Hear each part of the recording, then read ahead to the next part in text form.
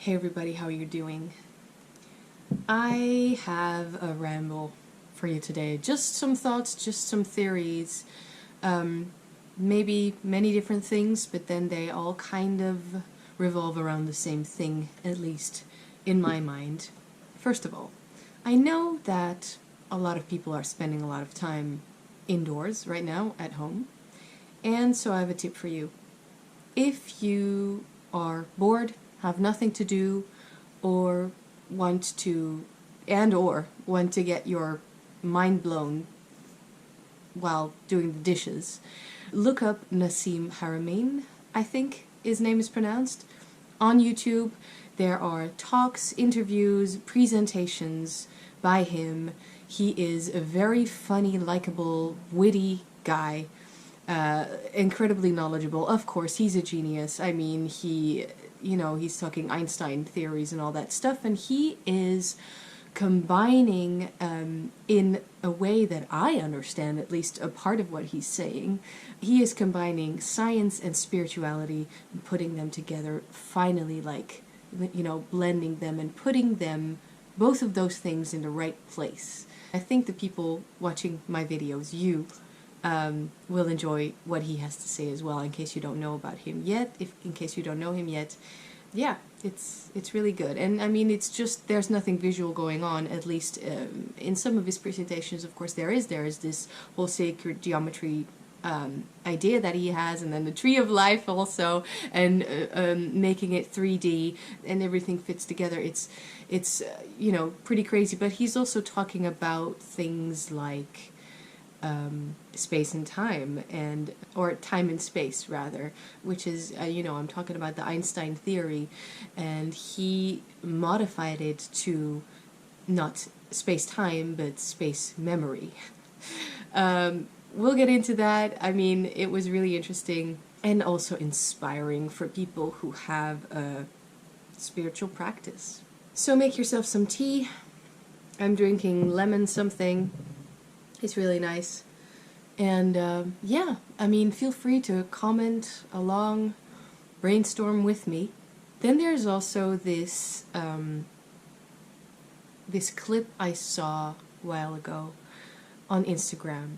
It's by, I don't know your name, but it's by someone whose Instagram name is Love is the Law, and if that's possible, I don't even know, I will link their Instagram below.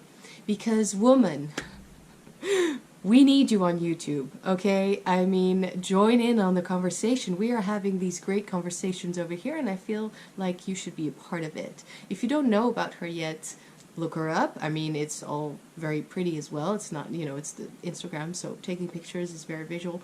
But also what she had to say in her IGTV video that she posted, it was all so, I mean, it's nothing new, and nothing I'm going to say in this video, my own thoughts, is going to be new either, but it just makes sense, when certain people talk about it and they're so very grounded and they understand how it works, or they're asking questions like I am, and doing the research and all that stuff and just brainstorming a little bit.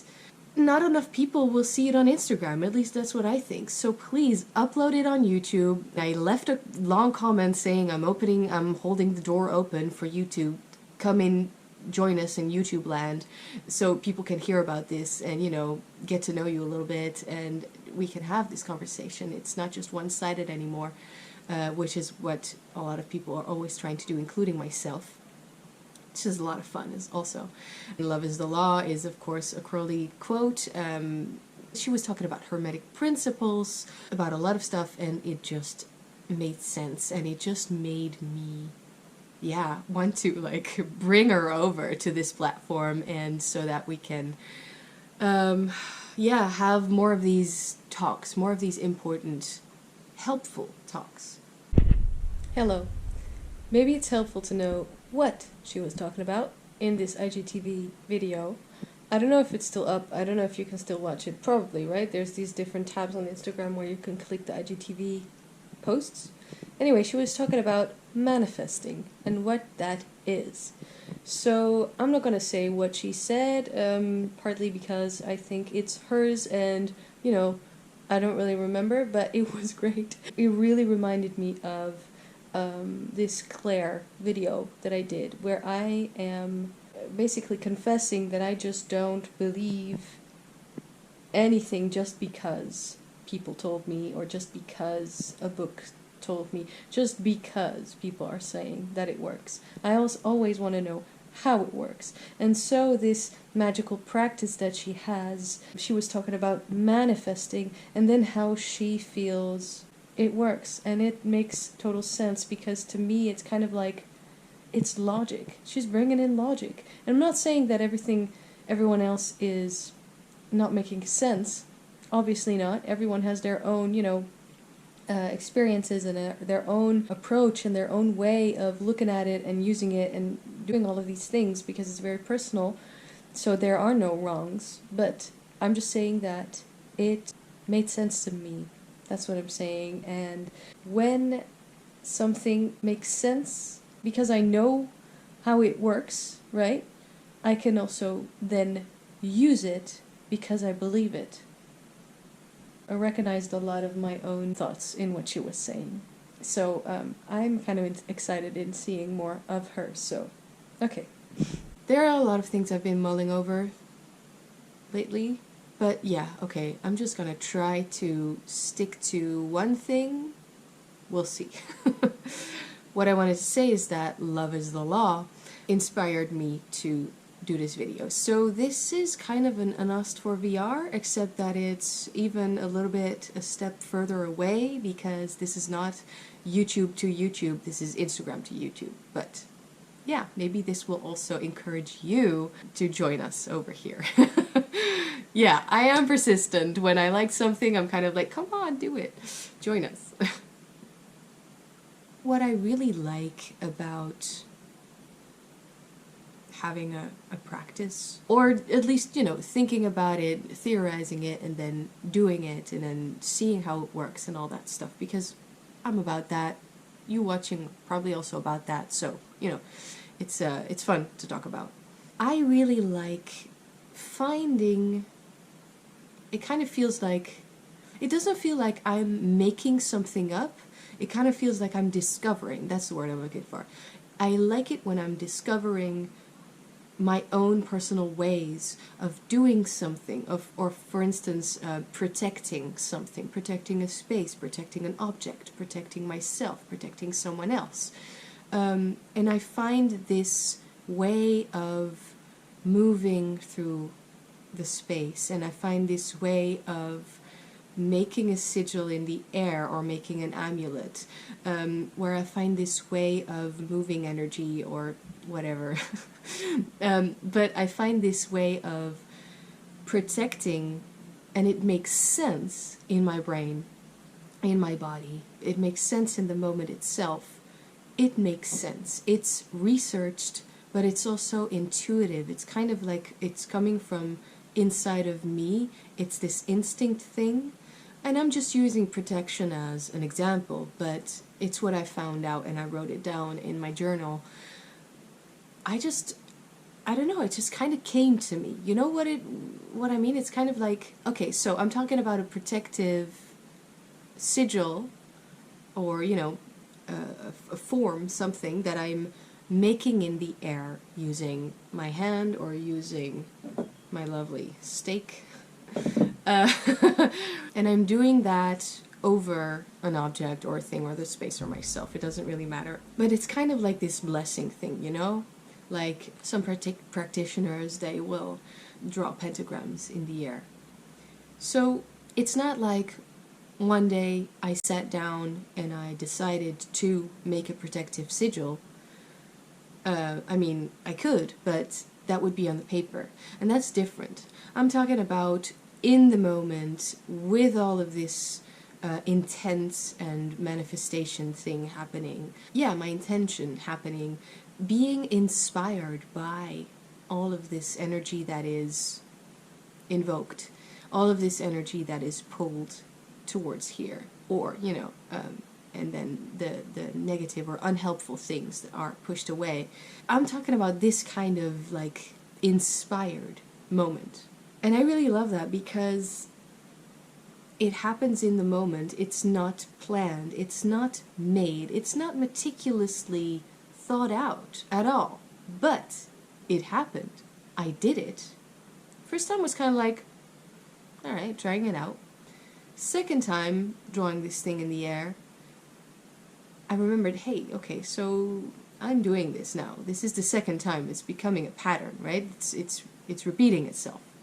Third time, I perfected it. I don't think after 3 times anything is perfect, but it's getting there. It was good enough for me to actually write down and find the reasoning behind it.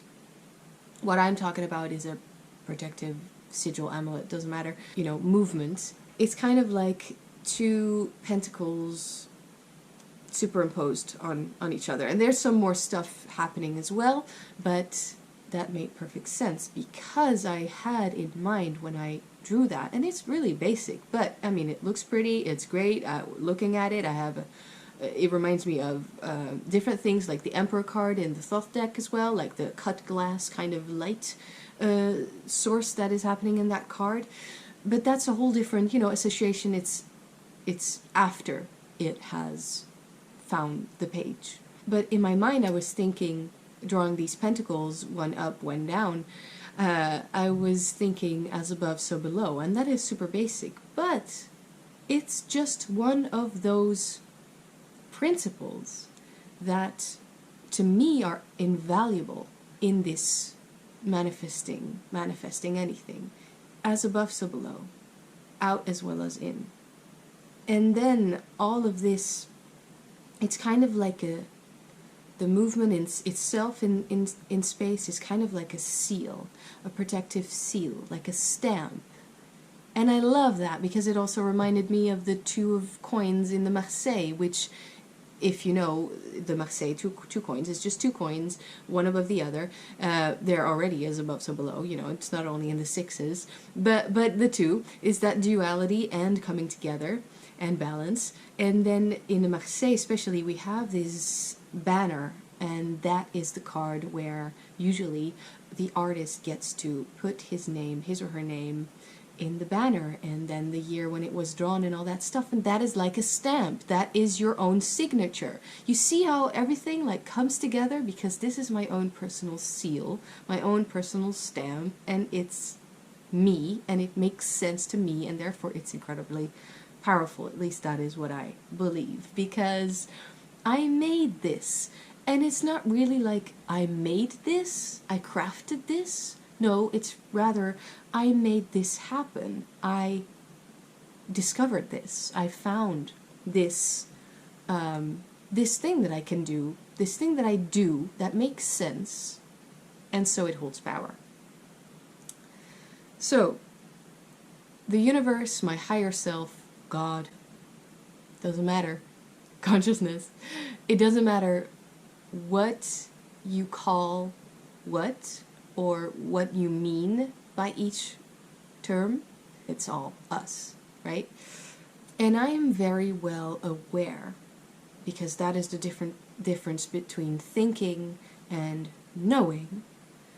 I'm very well aware while doing any type of intention work or whatever, that when I think, or when I write down, or when I say even, I am doing this to change, to manipulate forces around me. I'm very well aware that what I actually mean, as in I know, what I mean is I'm actually changing myself. I'm actually transforming myself. I'm kind of like reprogramming myself with the power that resides within me.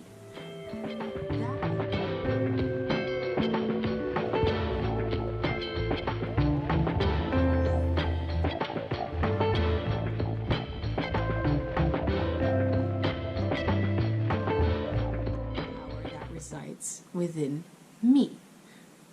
That is one of those amazing things that I think is very true.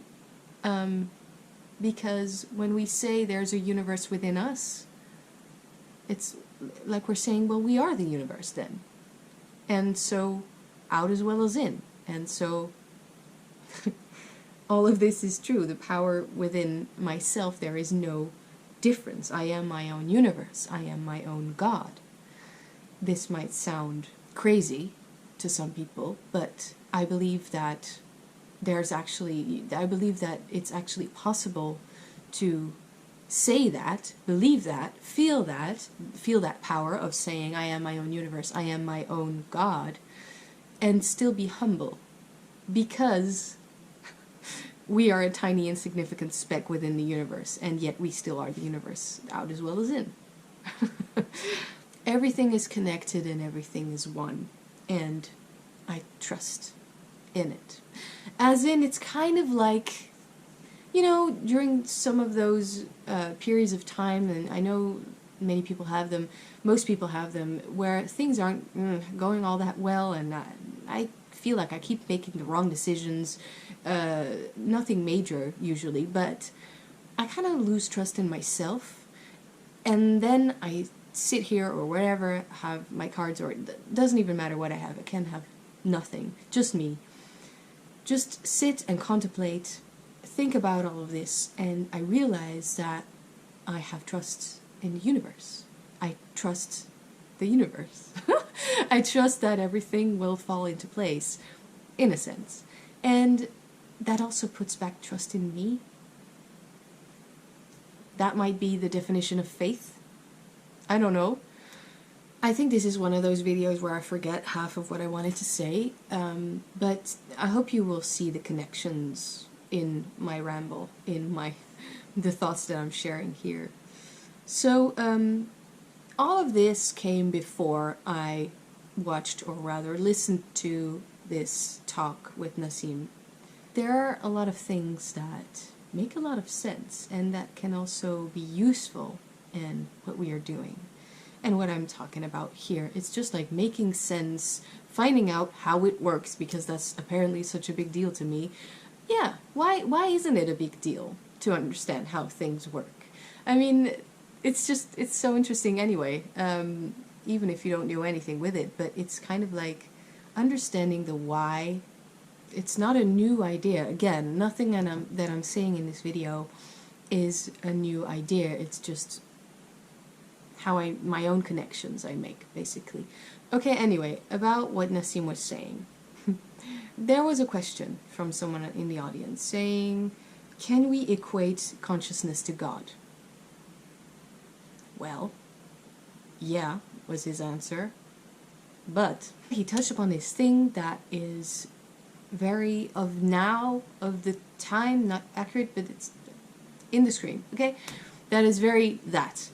Because he said, and this is hopefully not too much rehashing what he was saying with his brilliant mind, this is just, you know, what I understood of it, and then can practically use in what I'm doing and what I believe in, and then sharing it with you as well, and then you can share your own, of course, thoughts about all of this and say what makes sense to you. I think that's just really interesting, and maybe you will bring some other perspectives. Obviously, bring some other perspective that I hadn't thought of myself yet. So, he said, if you believe that God is omnipresent, etc., if you believe that, then you can associate that directly with the quantum vacuum oscillations.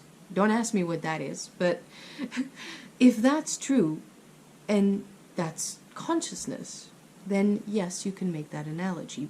But the big difference here is that he said the precision of language is so very difficult. If you make that analogy, okay, can we equate consciousness to God? If you make that analogy without the mechanics, without saying either what God is or what consciousness is, then you're not much more advanced. By the way, I really like that he used the term advanced rather than wise. Just detail. It's like the equation. So now, even if you didn't get this in school, because math, no, never did it a day in your life, you will understand it. So, just saying. It's like the equation that is used most often, or one of the most often. It's E is mc squared, which is about mass. M is mass, and then c is the speed of light. There were massive holes, he said, to this one of these most often used equations, because everything, every source of it is unknown. None of it is known. We don't understand what is mass. We don't understand what is the speed of light. We're asking, what is m? It's mass. Okay, what is mass? We don't know. We don't really know what is mass. You might think you know, and I might think I know, and it's two slightly different things. That means we don't know. Well, we equate it to c. What is c? C is supposed to be the speed of light. We don't know why the speed of light is the speed of light. That makes two unknowns in one equation, meaning that we don't know what E is either, because it's equal to unknown. And he said, it was hilarious. He said, it's a beautiful equation. There's an equivalence between three unknowns, so you know nothing about nothing. So you know nothing about anything. So you still don't know anything. So how the hell are we ever going to understand what E is, what this unknown is? Because we've just established that it's equal to these two unknowns. How is that ever going to make sense? One of the reasons that we can translate that back to our daily lives, you know, the people who are not scientists and all that stuff, is, like he said, the precision of language. He also used this analogy that I used in an older video, where there's a cup on the table, and I'm sitting here from this perspective, and I'm looking at it, and I'm saying, yes, well, that is a cup of tea. And then someone else sitting over there and, you know, looking at the cup of tea, and we agree, yes, it's a cup of tea. But, all right, so it's a cup of tea, fine.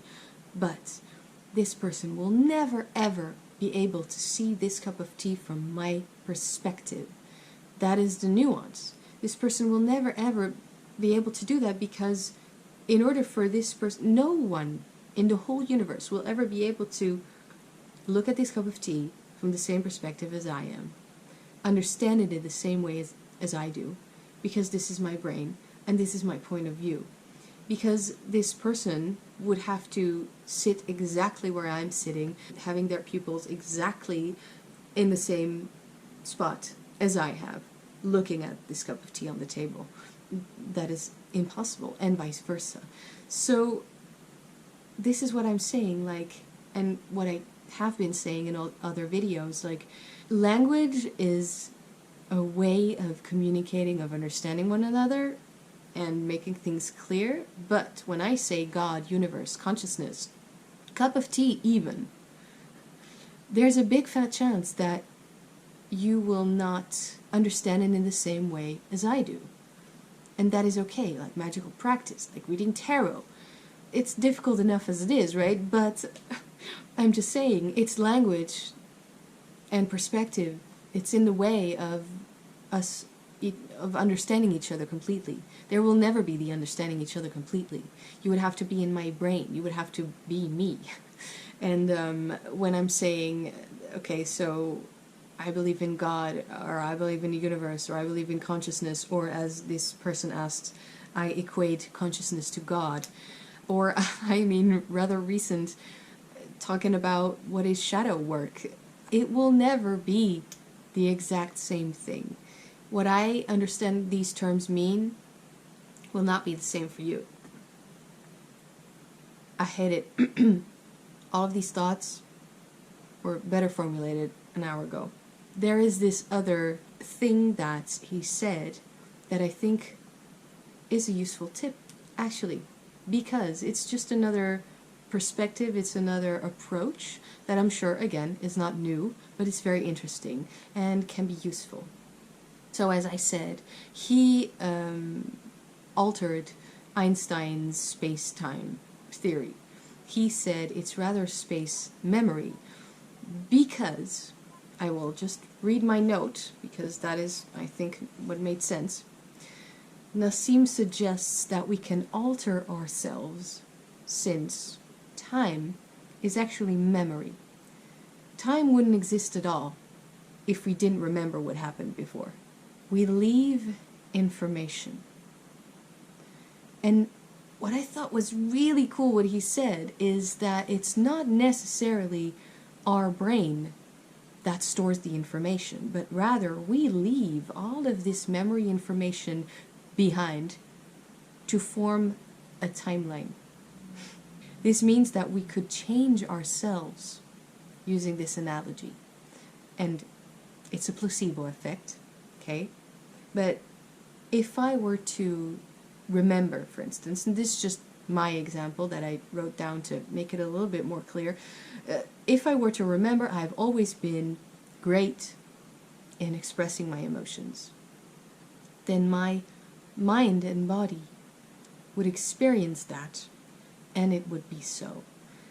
Time travel. This is amazing, and it makes so much sense that time isn't time. It's nothing if we don't remember it. It's only there because we have the memory. Just think about that, and think about how powerful that could be. Now, I realize that it's like maybe coming close to crossing a line of a psychological problem. I'm just talking about that you could use this to your advantage, and I would of course say when you are feeling healthy emotionally, mentally. So, you know, I do realize that there are some dangers in looking at what he said in this way, but I mean, from my perspective, it's really just exploring, finding it out, just dabbling a little bit in there and see what it could do, because it's not only time travel as in we are observing what is happening, but it's also meddling. And so the meddling thing could maybe be, it should stay helpful and healthy, let's just put it that way. And I don't really know, I mean, this is just something that I thought of, I don't know, yesterday. It's just a thought, and I didn't do it yet, but it's just, it's an interesting theory, isn't it, that we can actually change ourselves in looking at it in this particular way of like going back in time and then changing the timeline ish. Let me know. Let me know. Let me know what the hell I'm talking about. So, last little thing that I wanted to add about this seal, stamp, amulet, sigil, whatever, about this symbol that I talked about at the beginning of this video, that I came up with, or, you know, discovered, that I'm using now in my just practice to center and bringing in what I want to bring in. I also wrote down in my book that, I mean, I already know, thanks to tarot, that positive and negative aren't necessarily the right words. So, this is again a thing about the precision of language, right? But it's one that I wanted to just put out there, because I was saying this thing at the end where I go like, I close the circle, what is that, widdershins? Yeah, I close the circle counterclockwise, so that's widdershins, and I say I am protected, but then I open it up again, because that's just me. I open it up again, and that is how I end it, saying, but I leave room for positive energies. No, like, I mean, I know what I mean, but it's not the right word. So, I changed what I meant. I changed what I meant. It's not that I'm leaving room for positive energies, but I am leaving room for welcome energies? No, that wasn't right either. I leave room for the energies that I'm asking for. Yes? There's always something that I give out, that I give away, because energy, it's not like I believe, by the way, huge thing, but it's not like I believe that I'm bringing in energy from the outside, that I'm actually, taking. I actually believe that it's an energy shift. So something has to go in order for something else to have room to come in. And that is what I think it works, what it works like. So I'm asking, the energies I'm asking for. That is, I think, so far, what I mean and is the right term, right? Because why did I want to change positive? First of all, positive and negative, again, language problem. They can mean many different things. Positive has such, we often think of it as happy, good, bright, whatever. And the negative is so damn negative. But that negative, we're talking about unhappy, low, dark, unhelpful, all of that. And that's wrong, right? Because just think of a magnet, positive and negative sides. Positive is nothing more than active. And negative is passive or deconstructing. So I'm seeing positive energies when I'm talking about what I'm doing here, yeah? If I call upon positive energies, that means that I'm building something up, that I'm making something, that I'm doing something, I'm bringing something in. And negative energies is nothing more or less than, is nothing different than building something down, deconstructing, even decomposing, like taking things apart and letting things out, pushing them away. Again, nothing new, but a huge thing. And I know that I don't want to make this sigil seal kind of thing. I don't want to make it only for bringing in, building up, because that would be that is what I would be doing, right? Opening the last circle and saying I leave space for positive energies. Like, no, sometimes I want negative energy. Sometimes I want to push away, get rid of, send away. So that is why I changed it to I leave room for the energies I asked for, or I welcome the energies I asked for. And I think that is a much more whole, balanced thing to say. So I'm just so grateful to find people who are geniuses, or people just like me, who talk about this, who send out this information, who share their thoughts and experiences. And I think that's so valuable. I love it. Thanks, It's just so good for the soul, for the mind, for understanding, for making sense of all of this shit. Honestly. But also, I cannot believe how anyone wouldn't find all of this stuff interesting.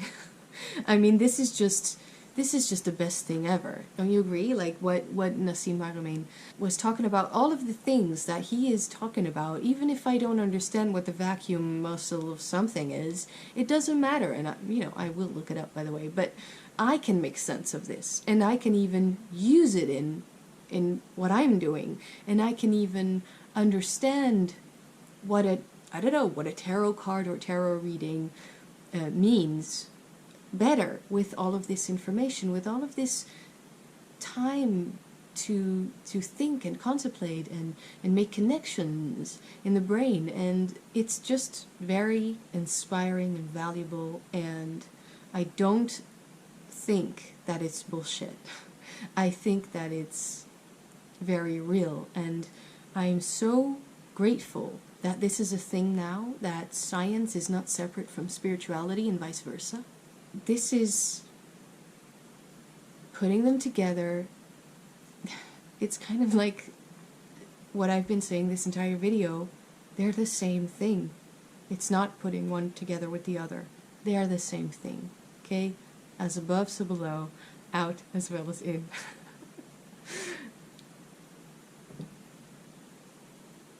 Oh. I try to make a lovely mess, and then it ends up just being a shitty mess.